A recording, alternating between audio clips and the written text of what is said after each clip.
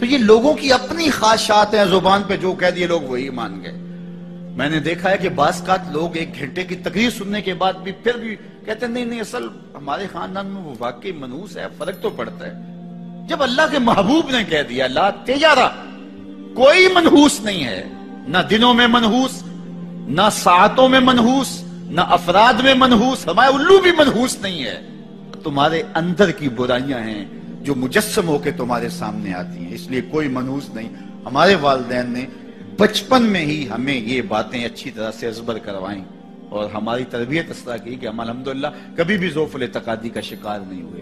تو آپ بھی اپنی اولادوں کی ابھی سے ایسی تربیت کریں کہ ان کا توکل اللہ پر ہو، ان کا توکل اللہ کی بابرکت ذات پہ ہو اور وہ اسی پہ بھروسہ کرنے والے ہوں۔ جب اس پہ بھروسہ کرنے والے ہوں گے تو زندگی سوکھی گزرے گی، کبھی مشکل آ بھی جائے گی تو پریشانی نہیں ہوگی کہ دیکھیے کبھی خنداں کبھی گریاں، کبھی اللہ کچھ عطا کرتا ہے کبھی کچھ عطا کرتا ہے۔ وہ محمود غزنوی کو بوڑھے لوگ محبوب تھے لیکن سب سے زیادہ محبوب ایاز تھا، تو ایک دن اس نے اس کو خربوزہ دیا تو وہ چٹخارے لے کے کھا رہا تھا۔ بادشاہ نے چکھا تو وہ کڑوا تھا، کہا ایاز یہ تو کڑوا ہے، تو کہا کہ حضرت ہاں کڑوا ہے، تو کہا پھر تم مزے سے کھا رہے ہو، کہا ساری زندگی ساتھ سے میٹھی نعمتیں کھائی ہیں، آج ایک کڑوا مل گیا تو پھینک دوں۔ جب اس پہ توکل ہوگا تو کبھی تکلیف آئے گی تو بندہ کہے گا کوئی بات نہیں، جے سونا میرے دکھ وچ راضی تے میں سکھ نو چلے ڈاواں، تو بندہ کہے گا ٹھیک ہے کوئی بات نہیں ہے، یہ اس پہ بھی میں خوش ہوں۔ تو جب توکل اس پہ ہوگا تو پھر بندہ اس تکلیف میں بھی لذت لینے کا راستہ نکال لے گا۔ اور اگر یہ ہو کہ اس منحوسہ کی وجہ سے یہ سب کچھ ہوا ہے، کچیچیاں چڑھیں گی اس کے اوپر کہ اس نے یہ کیا ہے، مار دوں قتل کر دوں، اس کو چھوڑوں نہ، زمین پہ رہنے کا حق ہی چھین لوں اس سے کہ اس منحوسہ کی وجہ سے یا اس منحوس کی وجہ سے یہ ہوا ہے۔ کوئی کسی کی وجہ سے نہیں ہوتا، یہ ہماری اپنی بدعمالیوں کی سزا ہے۔ اگر کوئی ہمیں نقصان در نقصان ہو رہا ہے تو توبہ کریں۔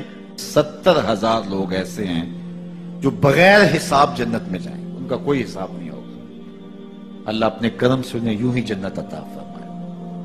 صحابہ نے عرض کی یا رسول اللہ صلی اللہ علیہ وسلم وہ کون ہے؟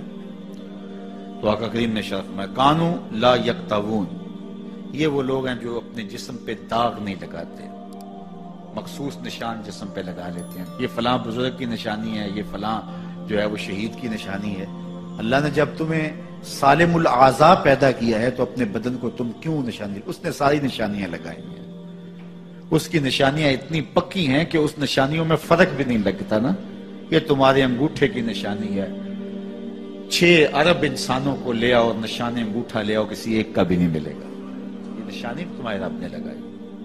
جیسی صورت تمہاری ہے ایسی صورت کسی اور کی نہیں بنائی، تمہیں منفرد بنایا اس میں، پوری کائنات میں سارے لوگ تمہارے جیسے ہیں لیکن تم پھر بھی الگ دکھائی دیتے ہو۔ سب کی 2 آنکھیں، سب کا ناک، سب کے ہونٹ، سب کا رنگ ملتا جلتا، لیکن سب کی شکلیں الگ ہیں۔ یہ زید ہے، یہ بکر ہے، یہ عمر ہے، یہ آس ہے، یہ فلاں ہے۔ دوسرے وہ ولا یسترقون، اور وہ رکیہ نہیں کرتے، یہ چھو منتر جادو ٹونا ہر وقت عاملوں کے پاس بھاگے پھرتے ہیں اور وہ انہیں جو ہے وہ غلط سلط ٹوٹ کے ٹونے بتاتے ہیں اور وہ کرتے رہتے ہیں۔ عجیب لوگوں کے نفسیات ہوتے ہیں، صبح سے لے کر شام تک اسی چکر میں رہتے ہیں اور پھر ساری زندگی توہمات سے نکل ہی نہیں پاتے۔ اللہ نے تمہیں پیسے دیے ہیں، نئی گاڑی تم نے خریدی ہے، چھوٹے بچے کا جوتا کیوں باندھ دیا آگے تم نے؟ جوتا باندھنے سے اگر یہ ایکسیڈنٹ سے، حادثے سے گاڑی بچ سکتی ہوتی ہے تو پھر پاکستان کے جتنے PIA کے جہاز ہیں سب پر باندھ دینا چاہیے، سب پہ جوتے لٹکے ہوئے ہوں۔ عجیب تم نے فلسفہ تراشا، کسی نے جو ہے وہ کالی رنگ کی پٹی باندھ دی نیچے، اس سے اس کو نظر نہیں لگے گی۔ گھوڑے کے پاؤں کے نیچے جو کھری لگی ہوئی ہوتی ہے، کچھ لوگوں نے اپنے گھروں میں وہ باندھی ہوئی ہوتی ہے کہ اس سے ہمارے گھر کے اندر کوئی مصیبت نہیں آئے گی، کوئی تکلیف نہیں آئے گی۔ کسی نے ہنڈیا اپنے گھر کے اوپر الٹی رکھی ہوئی ہوتی ہے، یہ ہنڈیا بچا لے گی، اور میاں ہنڈیا کیا بچائے گی تجھے؟ اللہ کے قہر سے کچھ نہیں بچا سکتا۔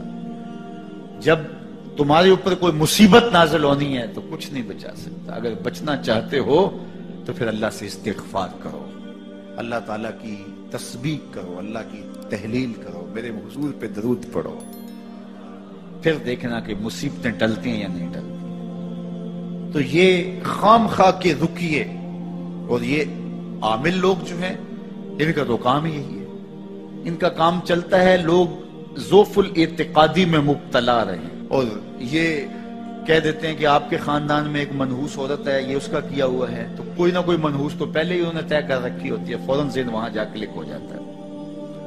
اس کا نون سے نام شروع ہوتا ہے، اس کا کاف سے نام شروع ہوتا ہے، اس کا جیم سے نام شروع ہوتا ہے، تو پورے خاندان میں کسی کا نام کاف، نون یا جیم سے تو شروع ہوتا ہی ہوگا، یا دوستوں میں، تو فوراً ذہن جو ہے ادھر منتقل ہو گیا.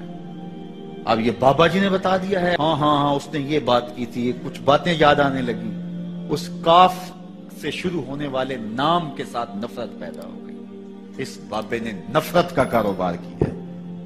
اس نے تو 100 روپے 200 روپے لے لیے، لیکن دو انسانوں کے اندر نفرت ڈال دی. اس کا گریبان کل قیامت کے دن پکڑا جائے گا. ان ملنگوں کے پاس، ان ذوف الاعتقادی کو پھیلانے والوں کے پاس کبھی نہ جاؤ. تمہیں مصیبت پڑی ہے، تمہیں لگ رہا ہے کہ شاید میرے اوپر جادو ہے، تو پڑھو نا سورہ بقرہ، جادو جڑ سے اکھڑ جائے گا. 40 دن اپنے گھر میں سورہ بقرہ پڑھو، برکت ہوگی. کہتے ہیں مولوی صاحب 40 دن تو نہیں پڑھی جا سکتی، 2.5 پارے، ہمیں کوئی تعویذ ہی کر دیں. ہم شارٹ کٹ چاہتے ہیں نا، روزانہ صبح 2.5 پارے سورہ بقرہ پڑھے، یہ تو ہم سے نہیں پڑھی جائے گی. تو آپ کوئی تعویذ ہی لکھ دیں. کاروبار میں برکت نہیں، میں کہتا ہوں پڑھو نا سورہ واقعہ، 3 رکوع ہیں، برکت ہوگی. ہم کہتے ہیں ہمیں تعویذ ملنا چاہیے، بس وہ ہم گلے میں رکھ لیں، بٹوے میں رکھ لیں، پرس میں رکھ لیں، اور ہمارا کام ہو جائے، ہمیں کچھ بھی نہ پڑھنا پڑے، ہمیں وضو تک نہ کرنا پڑے، نماز نہ پڑھنی پڑے، اور برکت ہو جائے. ایسے برکت تو نہیں آتی. بیٹے کی شادی کی، بہو گھر لائے، ابھی 2 دن نہیں گزرے تھے، کاروبار میں نقصان ہو گیا، یا گھر کا کوئی فرد فوت ہو گیا، یا کوئی جانور مر گیا، تو کہا کہ یہ منحوسہ آئی ہے تو ہمارا یہ نقصان ہو گیا. اگر وہ نہ آئی ہوتی تو پھر یہ نقصان نہ ہوتا، پھر تم قیامت تک جینا تھا، یا اس سے قبل تمہارے کبھی نقصان نہیں ہوئے. تمہارے گھر کے اندر بیٹیاں موجود ہیں، یہ بھی کل کسی کی بہو بنیں گے، اور ان کا بھی کوئی نقصان ہو سکتا ہے، اور یہ بھی منحوسہ قرار دی جا سکتی ہے. پھر تانو تشنی کے تیر جو ہے وہ اس کے اوپر لگائے جانے لگے. کتنی زیادتی ہے، کتنا ظلم ہے، کسی کا دل توڑنا، کسی کا دل دکھانا، کسی کو منحوس قرار دے دینا. از خود تمہارے پاس کیا سند ہے؟ تمہیں الہام ہوا ہے؟ کیا حجت ہے، کیا دلیل ہے تمہارے پاس کہ کسی کو تم نے منحوس قرار دے دیا؟ کتنا مکار ہے انسان، اپنی بدعمالیوں کو، اپنی نیت کے کھوٹ کو، اپنی نیت کی کوتاہیوں کو، اپنی سستیوں کو، اپنے عمل کی کمیوں کو دوسرے کے اوپر مڑ دیتا ہے. کاروبار تو نے صحیح نہیں کیا، نقصان ہو گیا. صبح 12 بجے اٹھ کے تو گھر سے جا رہا ہے اور نقصان ہو گیا. تو نے 2 نمبر مال بیچا، آج پکڑا گیا اور نقصان ہو گیا. تم نے ٹیکس نہیں دیا، تم نے زکات نہیں دی، تم نے دروازے پہ کھڑے ہوئے سائل کو جھڑکا، نقصان ہو گیا. یہ تمہارے پاپ ہیں جو مصیبت بن کے تمہارے سامنے آتے ہیں. یہ تمہاری بے تدبیریاں ہیں، تمہاری ناحکمتیاں ہیں، یہ تمہاری بے احتیاطیاں ہیں، یہ تمہارا تکبر ہے، یہ تمہارا غرور ہے، یہ تمہارا عجب ہے، یہ تمہاری ریاکاری ہے، یہ تمہاری خیانت ہے، یہ تمہاری دھوکہ بازی ہے، یہ تمہارے قلب کے اندر چھپی ہوئی نفرت ہے جو آج تمہیں مصیبت بن کے جس کا سامنا کرنا پڑ رہا ہے. یہ تمہارے اندر کے عیب ہیں جو مجسم ہو کے تمہارے سامنے آئے. اللہ تعالیٰ نے قرآن مجید میں ارشاد فرمایا وَمَا أَصَابَكُم مِّن مُّصِيبَةٍ فَبِمَا كَسَبَتْ أَيْدِيكُمْ. جو تمہارے اوپر مصیبت آتی ہے وہ تمہاری اپنی کرتوتوں کی وجہ سے آتی ہے. بیماری آئی تمہارے پرہیز نہ کرنے کی وجہ سے آئی. بیماری آئی تمہارا زیادہ کھا لینے کی وجہ سے آئی. بیماری آئی تمہارا نامناسب غذا لینے کی وجہ سے آئی. بیماری آئی وقت پہ سوئے نہیں، وقت پہ اٹھے نہیں، تم نے کسی سے زیادتی کی. بیماری تمہاری بدعمالیوں کی سزا ہے.